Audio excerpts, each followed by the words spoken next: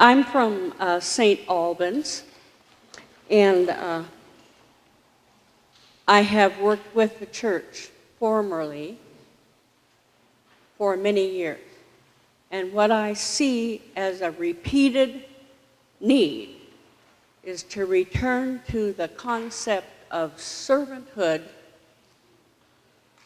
and serve instead of being served. I read that somewhere. You read that somewhere? You've probably read that somewhere over the years, several different times. And I'm just lifting it back up. Yes, I it is think critical. we still need to be there. We do. Thank you. We need to have a servant's heart as a church. Yes. Yes. I think I grew up in the Episcopal Church, and I think that in the 60s and 70s, we expanded. I was from the Diocese of Los Angeles at the time, and I remember all the churches that were being built in the 60s and the 70s. And I often wonder, it was a time of expansion, but some of these parishes were so small, 100, maybe 75, 80 members to start out with. Is our structure, when you talk about structure, incorrect in that we have tried to foster too many small parishes, and rather than co-join resources to have larger parishes? Well, you ask a very good question. I mean, it gets to the heart of kind of the operational issues that congregations are faced, that we face as a church. We love congregations of about 100 to 150, but more like 100. That's our favorite size. And we think a congregation that has 200 or 300 people on Sunday is a very big church. I mean, in our minds, that's big, when it really isn't. But for us as an organization, it is. Problem with that is that the pastoral size church model, all right, the costs of that model have outpaced inflation by, a factor of 3 or 4, right? I mean, when you consider health insurance now for a family is more than my first year's salary as a priest, where I live. It's a model that doesn't work. So it's hard to say whether we should want or foster larger communities where we put them together, we say we scale up to larger communities, or if our value is in the smaller communities, then we have to find another way to do it. But the fact of the matter is we've not really evaluated that. So we don't know. So I could ask you what you prefer, and we could all get up and have an opinion about what we like better. But we don't really know in terms of mission strategy what the best way to go is, which is where I'm coming from with the kind of real evaluation and empirical evidence. But you put your finger on the real kind of operational question, and it is a mission question for us, one that we don't have an answer for. Well, I guess, Yeah. I don't, what I'm saying is I don't think what you just said, right? I agree with what you just said in terms of the very small parishes, that inflation and the expenses of maintaining that have outstripped the growth of that parish, the maintenance of that parish. And I don't see in the end how we as a church can grow unless we do something very different at the parish level. I'm not sure. Yes. Or combine programs, combine ministries, so that the Yes. church can grow bigger. That's the collaborative nature of working together. So you're right on. And when you say you don't know, you're in good company. Well, but see, this is the thing. Nobody knows.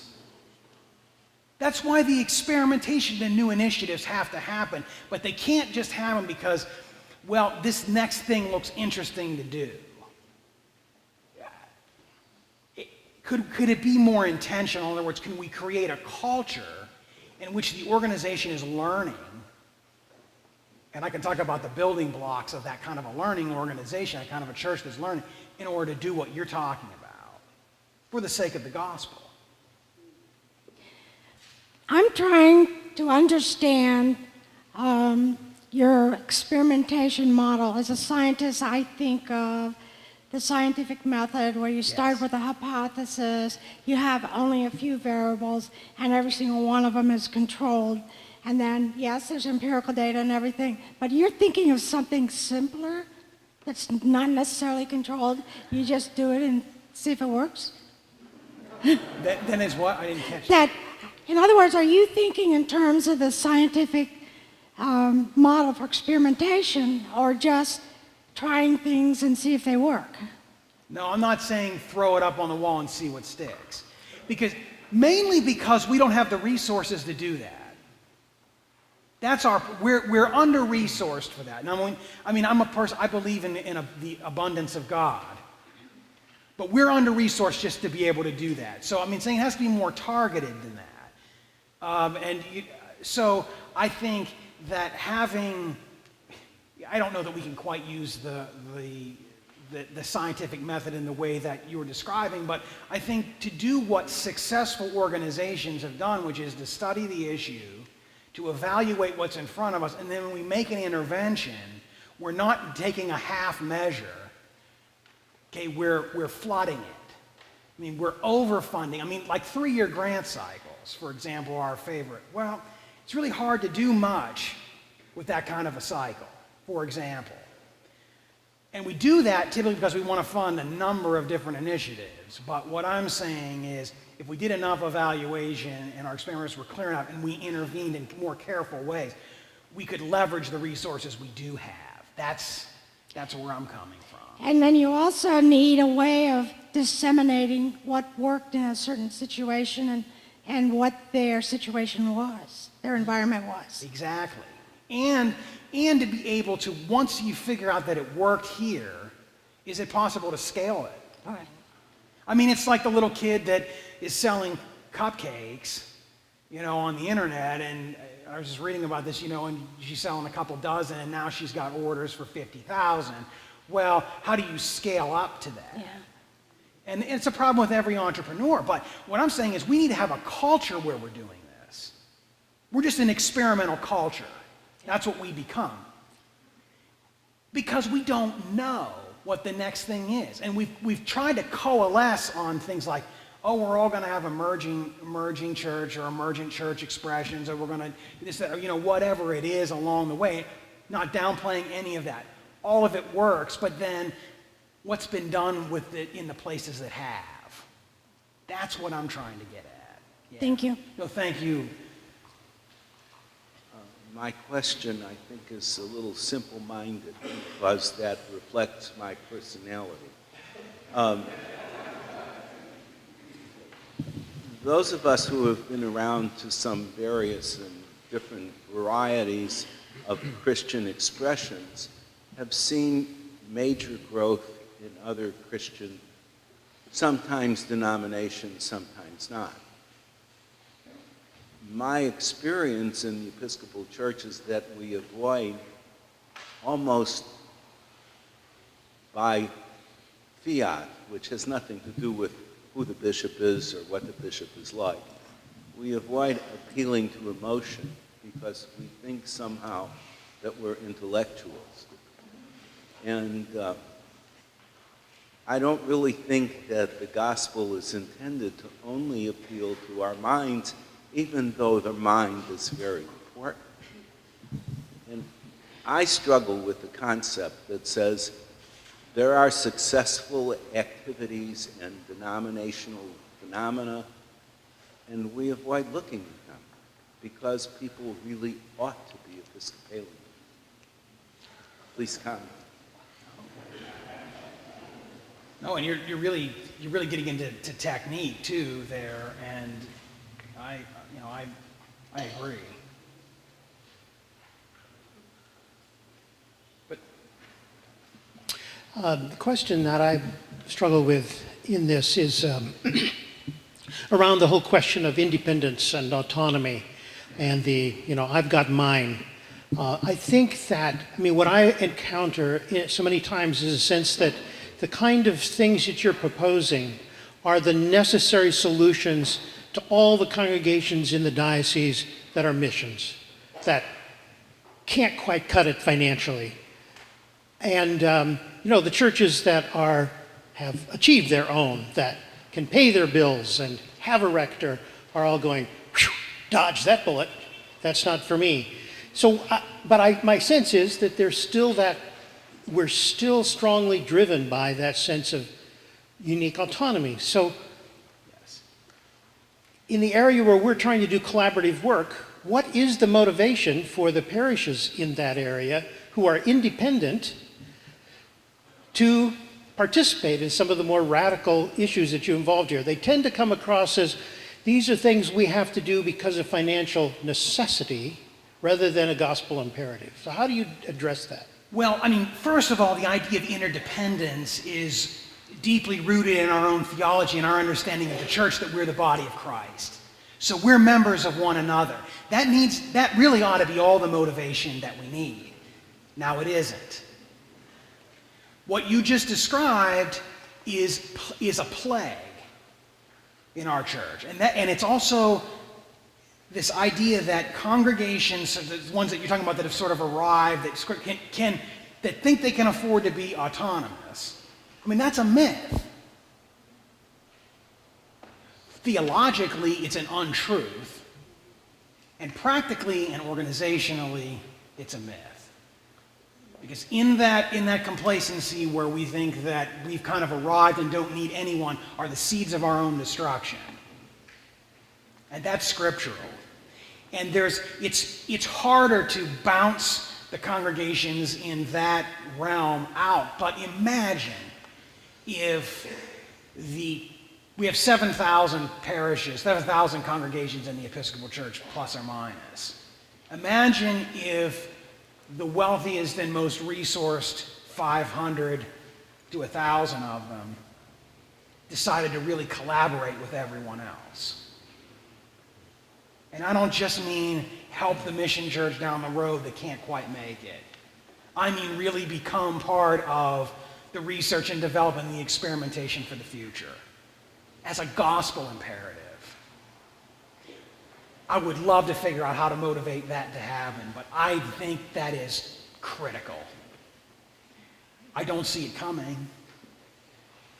I really don't. I see us still wanting to protect that autonomy.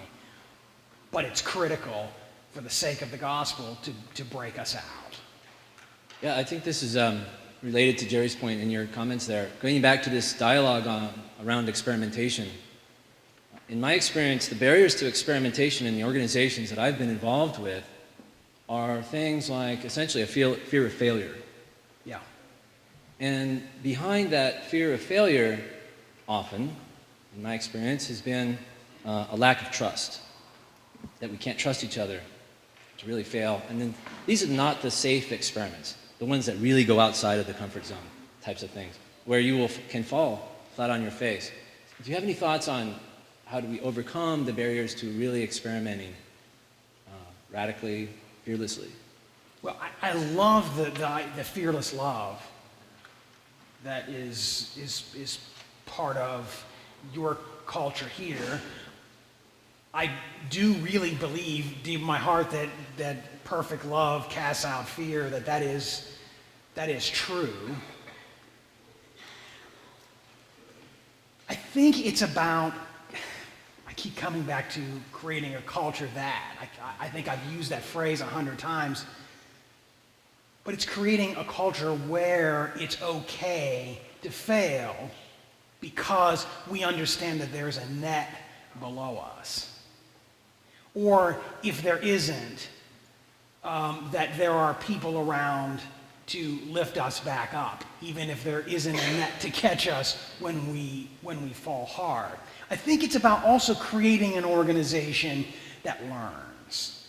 So it's a place where there is psychological safety, which means that you can express your point of view without retribution, and that takes time. I mean, that takes living together in community long enough and trying out the ideas long enough and being sure that you're not going to be cut out at the knees in whatever context you're in. I know people are afraid of it in congregations at the diocesan level. What if, thank God you have a bishop that doesn't operate that way. I mean, you really, have a spectacular bishop in that regard, that there's creative conflict, that conflict is well moderated, but that you need it. We need to be sparring. And the other building block, I say, is time to think creatively, which is what we don't typically have time for because we're so busy. But if you worked in the for-profit world, is that what you're talking about when you're talking about working in organizations where you've experimented? Yeah, I had a law practice, for example, where Sure. it's very difficult to experiment in a law practice, I assure you. But it's hard to create, like you say, it's a culture where there's trust, I think, is what I kept coming back to. And that's an ingredient that you cannot manufacture. And I say the place to start is to assume the best in the other. To assume right intention in the other. But it's also gathering the right people around the table. And that, creating the right table is key. So I don't think there is an answer, but thank you. You speak strongly to the need for research and development and for the dissemination of the learning from the research and development. In your view, who has the capability and the responsibility to do the research and development? Parish level, diocesan level, national church, or all of the above? I think it's all of the above, but I really think at the diocesan and local levels, that next level, that what we would call the church-wide level, that's hard. I mean, unless all of you are wanting to pay a greater apportionment to the church-wide body, right? So, I mean, I don't think it's going to happen there, but I think if we can do, I think it could be done at the local levels through just clear program evaluation. You know, when was the last time, for example, in your congregations that you actually evaluated your programs? I mean, in something other than having the person who's the most deeply involved with it tell you how wonderful it was and how many people you served. But, you know, what resources went into it? Could we do it better? What ways could we deepen this? How could we scale this up to make it not just something that our parish does, but something that's done on a wider basis? Should we do that? Basic program evaluation is, I think, where it could start, and that doesn't take any particular skill. I just wanted to comment on our experience with experimentation. We may not have realized it at the time, but we deal a lot in people's passion. And so, for example, we have a songwriter in our congregation, and she wanted to have an open mic program at our church for the whole community. It isn't something that was on the list of things a church must do, so we don't have one. Let's make sure we have one. But she was really jazzed about it, and it was wonderful to invite people in who otherwise maybe wouldn't have come there. Maybe they have their own church, maybe they don't. And it worked very, very well for a period of time, and then it sunsetted. Tomorrow, we're going to have our 3rd annual classic car show at the church. And it consistently has drawn 1,000 people to our property to at least know that we're there. We wouldn't, it's another thing, it's not on the list of, you know, every church really ought to have a classic car show. So let's make sure we hire somebody to do that. We have an individual in our church who has a passion around it. And so we just kind of unleash things and support them and let them happen. Some do very, very well, and others don't. Right, but what I would want to know from you in that case is particularly the car show, right? You're not going to write a book about how every church should have a car show, and if we only did, then... But what about that is important? Why is it a good thing to do? Well, yeah, I mean, you could answer it, or it could be rhetorical, either one. What about that? And so that learning could be shared. What about that particular experience or particular idea allowed it to grow to the place where you have 1,000 people coming. I mean, independent of the fact that it's a car show, what was the process by which that happened? I mean, it's more than someone was excited and decided to put it together. I mean, it is that, but what else is it? One of the common responses to people who use the signs that say the Episcopal Church welcomes you and has a little arrow is that those are for the churches who didn't buy the good property. Didn't buy the good property. So you need directions. Well, we're a little off the beaten path, and we've been in existence in this facility for 5 years, and I would regularly be out in the community, and people would say, oh, I didn't know there was an Episcopal church in the community. Well, we have invited people to be on our premises, and we have had several people who have come to services and joined the church, which is a wonderful thing, but at least when they're asked, is there an Episcopal church in the community, they can say, yeah. I don't know anything about the church, but they have a car show every year, and I'll tell you where they are. So it's a community thing for us.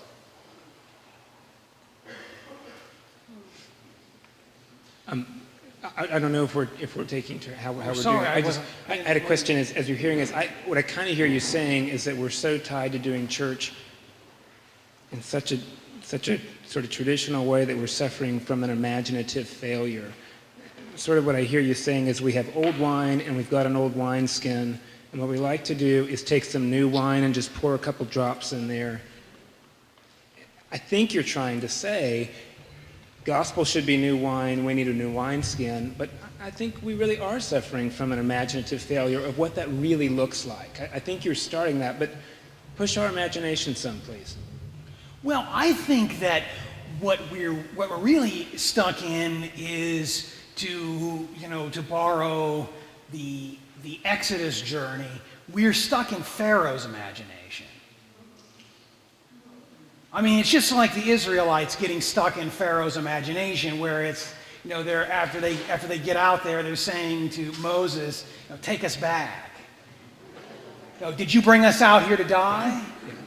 Take us back. Well, they're stuck in Pharaoh's imagination. They're not stuck in God's.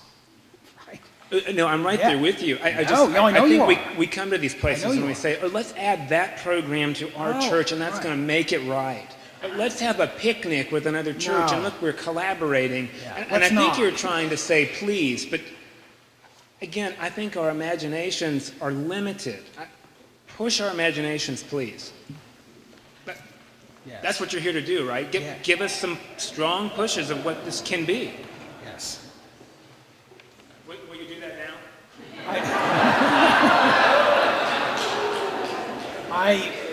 It's in the works.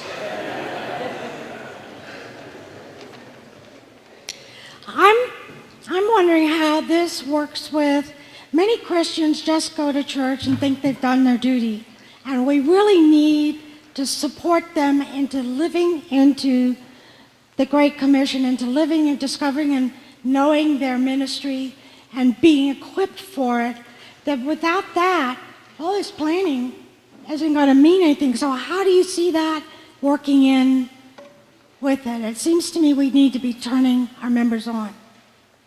Seems to me we need to be... We need to be turning them on to Christ, that we are his body. We are his hands. Right. Well, you're talking about the idea that we need to be formed in order to do this greater work. And I think that is at core is formation. For example, people will say about the large kind of megachurch phenomenon that the major critique that Episcopalians will make along the side of what the priest reminded us earlier is that, well, they tell people what to think. And what we will say is, but we let people make up their own minds. But most people in the Episcopal Church don't have minds worth making up. Now, let me see what I mean by that. We have to be formed in order to do that. And I say that as a provocation. Of course, we certainly have the right to make up our own minds. but are we formed enough in being the body of Christ in order to do the imaginative work that we're called to do, which is what I hear you saying. We have to have the mind worth making out, the heart that's in the place that leads us to the kind of experimentation and larger work. Right, and in being formed, then the Holy Spirit can use us. Right. So whatever our purpose was. That's exactly what I'm saying. To go back to your very beginning when you were talking about truth-telling, and what I'm going to say, I've only been in the diocese since November. So as I say, this truth-telling, it may be a very short stay. But I see as I've come here and I've come to this new parish, after I have been in an extended long pastorate of almost 18 years, which is very unusual, and I've come to this parish of St. David to speak it out. And I've come to them, and when I've come here and realized that what you are saying, first of all, there's a reason I'm not a Baptist anymore. And one of those reasons is because of the complete, utterly understanding that we are an interdependent body of Christ and not an autonomous church. It is rabid in the Episcopal Church. I don't care if you're in St. Louis or San Diego. I've come in and it's been a learning experience for me to find this incredible, loving, wonderful people who are willing to do almost anything for anyone. But at the same time, we have these incredible number of sacred cows. We have all of our things, as I hear this about, and I see this in every church. I'm just using this one, and God knows I'm going to probably hear something later. But but it's one of these ones I love, and I see this incredible availability for this church that is already thriving, has come through great adversity, and has come to resurrection experience, and are doing this. And what we find is I found as I've come here just today, meeting in the youth group, the youth thing, was we got into the conversation where it was across the board, everyone said, if we do not start working together collaboratively, and we're not talking again about like, oh, well, let's just do that because that's nice and sweet. We need to stop worrying, especially clergy, about sheep stealing and somebody going to someone else's parish and all that. Get over it. And we need to be working together as congregations. I've decided today to find the closest clergy to me that I can that are near us to say, how can we work for the mission of the church, not to make St. David survive? St. David is going to survive if we focus on the gospel of Jesus Christ and tell people in South Claremont why they should come there and why we expect them to come there. And that's what we need to. We seem to be, as Episcopalians, seem to be like, we're like shocked if people show up. And it was, someone alluded to earlier about some of our churches. Now, I know this goes back to the thing, and we do prefer our pastoral model. And in my last parish, I worked very hard to try to doing that. You've seen the book, The Myth of the 200 Barrier. Mm-hmm. Yeah, and it's hard, because people will fight it tooth and nail. But what I will say is I've already seen these people, and I hope it's going to be an interesting journey, of people who are dedicated in love, a little afraid of change. No, really afraid of change. And I am too a little bit. And I'm the person who loves my tradition. And the thing about of wanting our own, one of the things I know that we're going to have to face, and I think a lot of people here know that you're all going to have to face, is in our congregations. We can't do all this thing about, and I appreciate at least that you brought up the point of our own. There's some ministries that we have that I think are incredibly excellent, but maybe they need to be shared equally or in other places and say that we're participating and do that, and that's not failure, that's actually mission. So, and the one only thing I disagree with you about is when you said, I don't think we have enough motivation yet. Well, if we don't, we're ready to die.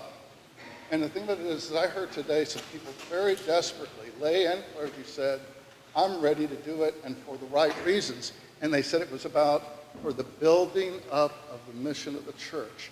And I was like, I think I came to the right diocese. So I appreciate what you're saying, but I think there's a critical mass here, just as the people I've met, that says we have got to step forward. We can honor who we are, celebrate the quirky, wonderful weirdness of the Episcopal Church, and at the same time, be willing to be open. So, thank you.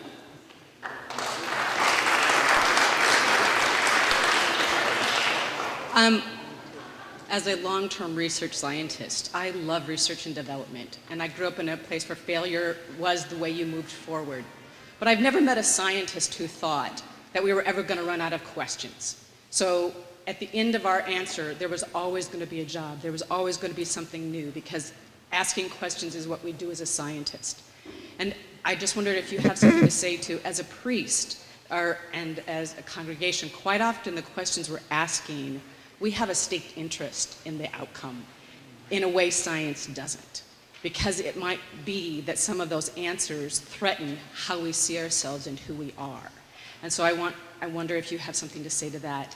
The other thing that I have to say is the first thing in science we ask are what are underlying assumptions. And it's the questions we ask that get us there. So I'm wondering, do we spend enough time articulating the questions, and at what point do we need to look at some of our assumptions? But I'm even more interested in how do we disassociate the fact that we have a vested outcome in how we identify ourselves with that answer. That is not a good place to start a research project. It's where we are, but if we don't address those things and articulate them, I worry about what will happen. Thank you. Well, we do have a stake, and we have a stake at I think, at kind of two basic levels. One is at the level of being Christian, where, for instance, I believe this enterprise to be a matter of life and death for people. Faith. I believe to be a matter of life and death. Okay, so in that way, as the way I understand the Christian faith, that I do have a stake in that. But I have to separate that level of the stake I have in an outcome with the kind of, operational level that I'm dealing with. Okay, so that I think, that second level of stakeholding, where I really am invested in the outcome because it benefits me or my area of the organization, can only best be explored when we do dig at what our assumptions are. And we don't take the time to do that. But part of the reason that we're having trouble steering through and navigating the complexities is because we haven't examined those assumptions. I think we're starting to do that, but it's creating the space where it's possible to do that. It means we'd have to be less busy or channel our busyness into actually examining those sorts of assumptions. Examining our assumptions will allow us then to adjust the questions. But I think that you raise an excellent point about the assumptions, something that I've really been talking about. What are they, really? Because I think that our assumptions are what are, in many ways, holding us back from really imagining a future. And they're unarticulated assumptions, and sometimes I dare say, I don't know if the word unconscious is right, but they're not at the forefront. We've got 5 minutes to go, so I'll be quick. Just wanted to go back to the imagination piece, and I was really pleased to see you start off with a quote from Peter Senge. And if Peter was here today with us, how would he describe the church of the future? Well, I mean, he would say that the church of the future needs to be a learning organization. That it needs to have the building blocks of a learning organization. That is a culture where the organization has the mechanisms in place to learn, where it's psychologically safe, which is the construct they call psychological safety, where it's okay to dissent, and where there's time in the organization built into the structure of the organization to think creatively. He would say, you need to build a church that learns, and that learns quickly. And that if you can learn, then you can navigate the complexity of the world. I think he would argue that it's both that simple and that complex. Great, thank you. I'm going to try to... it's time to pick up my son from school. That's so I don't forget. I'm going to try to avoid doing what I hate in this context, which is just me saying what I think and hoping you'll agree with me. But go for it, Mitch. But I think in terms of experimentation, I think we need to try things like being okay with people who just show up on Sunday and thinking they've done their duty, just to push back a little bit on that. Could you speak up, please? My mom did that for decades. And They need to. sorry. I'm not actually the tallest Anglican priest I've ever met, so there's a bishop in Sudan who's taller than me. In terms of experimentation, I think we need to rethink everything, which is what you're saying. But specifically, some of the things I've heard today, like not being okay with people who just come on Sunday, and that's their level of involvement. Because for a lot of people, that's all they can give. And like I said, my mom did that for decades. That was all she had time for. And we wonder why we don't have families with young children. And as soon as they walk in the door, we expect them to give a ton of time that they don't have. My other thought is that in terms of research and development, a lot of churches have done a lot of research and development, but we're afraid to look at it. Yes. We are afraid to look at how Joel Osteen grew a 60,000 member church because we disagree with some of his theology. We're afraid to look at how do the Greek Orthodox churches survive when they don't have churches for hundreds and hundreds of miles. People have to drive more than 12 minutes to their church, but they're committed to being Greek Orthodox. And they've figured out how to do that. And we're just afraid to look at what's been done. So we don't need to really, in huge ways, we don't need to figure out how to fund this research. It's been done. People have figured it out. We're just afraid to look at it. So if you can agree with that, then I'll go back to my seat and feel good about myself. I mean, with your basic premise that much of the work has been done and for us to evaluate it and we've been afraid to do it, I think is right on, because I can tell you that people like Joel Osteen have not been afraid to look at what we're doing. For example, you brought up Osteen, they have now weekly communion. I mean, they're communing 60,000 people a week, faster than most Episcopal churches can, amazingly. But really, I mean, they borrowed that.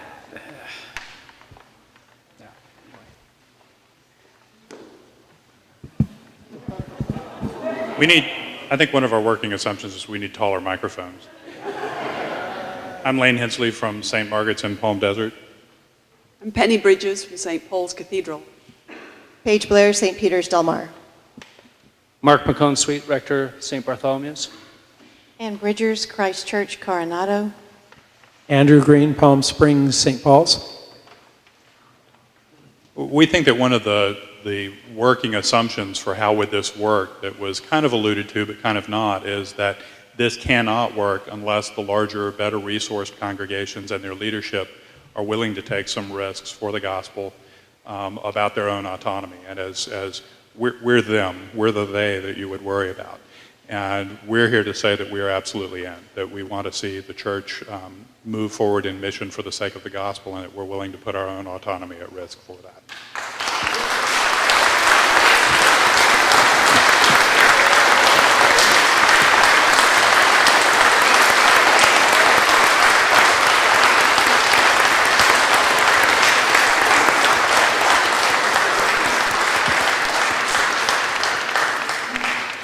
I will dare to say nothing else. That's one of the most powerful witnesses that I've seen in a long time in the church, and thank you for indulging me.